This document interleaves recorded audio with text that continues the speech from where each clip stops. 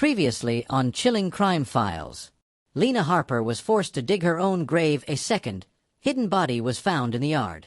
A secret room. A notebook. A missing woman. And now, a mysterious red-hooded girl has appeared in security footage, after Gavin Harper was already in custody. She entered the house, but she never came out.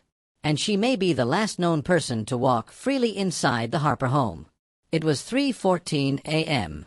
The Harper house stood silent, still, sealed off. But something, or someone, was inside. The lights flicked on for less than 90 seconds. Then darkness again.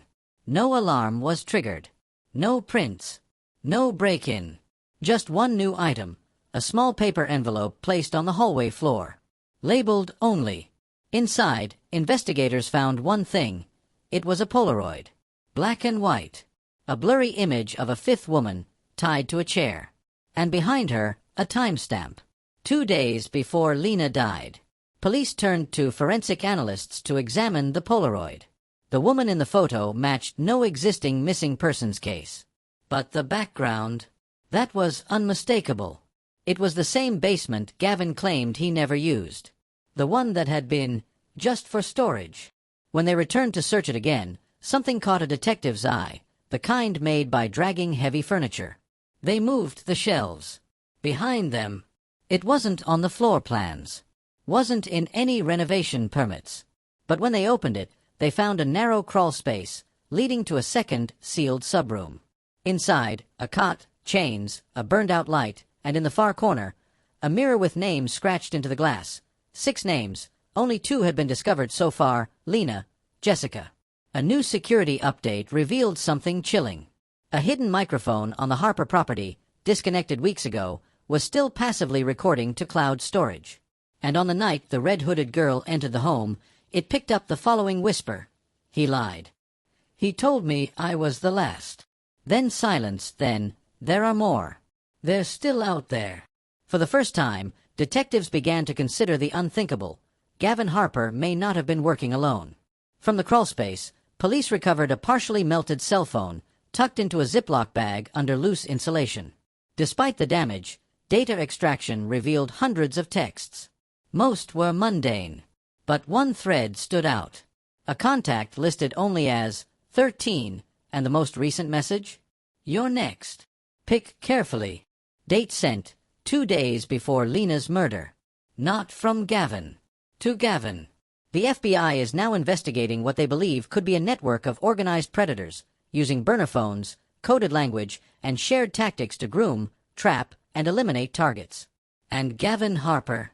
He might have just been one piece of a much darker puzzle. Just as the case appeared to hit a wall, something broke it wide open. A call came into the Asheville PD from a payphone. The voice was female. Shaking. Afraid. She said, "I was there. I saw what he did. But I wasn't alone. You're looking for the wrong person." When the dispatcher asked for her name, the line went dead. But the call originated from a location 4 states away in a town Gavin Harper has never been to. And then, a survivor called police. But she didn't say her name. She said, "You're looking for the wrong person." The call was traced to a payphone in Savannah, Georgia. The line was dead by the time officers arrived, but they weren't empty-handed. Inside the payphone booth was a folded napkin from a diner 3 blocks away. Written in red marker, "I saw the others. Check room 12. Room 12. Motel Rosa." The lock was broken. The room, trashed. But in the bathroom trash bin, detectives found a syringe, an empty burner phone box, and another envelope inside. 4 photographs. Equals are different women, each with duct tape over their mouths. And in the top corner of every photo, the number 13 written in Sharpie. Gavin Harper told police he worked alone, that everything ended with him. But the data pulled from the burned phone in Part 4 finally finished decrypting. And it held a location log. The last active GPS signal. Police moved in. What they found would change everything inside the cabin. 6 twin mattresses, 4 burner phones, 1 steel cage, and a corkboard wall covered in missing posters. Some of the faces were familiar. Others were never reported missing. A hidden trapdoor led to a cellar, where an evidence bag revealed something no one expected, a notebook identical to Lena's. But this one wasn't hers. It was titled, By Order of 13. Inside, details on each victim's abduction plan, behavioral notes like, too compliant, or resistant to discipline, red ink initials next to names that had been processed and taped to the final page. A list of 5 more names. Names that have not yet shown up on any missing persons database. A second DNA profile was recovered from the envelope in room 12. It wasn't Gavin's. In fact, it was a woman's. The FBI now believes the red-hooded girl may not be a survivor. She might be the enforcer. Or worse, the recruiter. 3 days before his federal transfer, Gavin Harper was found unresponsive in his cell. The official cause: suicide by ligature. But his autopsy revealed no signs of struggle, and no DNA on the bedsheet he allegedly used. On the wall above his bed, someone had written, 13 doesn't forgive betrayal. The red-hooded girl was spotted once more. Surveillance footage. Savannah Airport. She's seen walking toward a terminal, head down. She's not alone. Walking beside her, hand in hand, is a young teenage girl, wearing a backpack. And in the back pocket of that backpack, a Polaroid sticking out.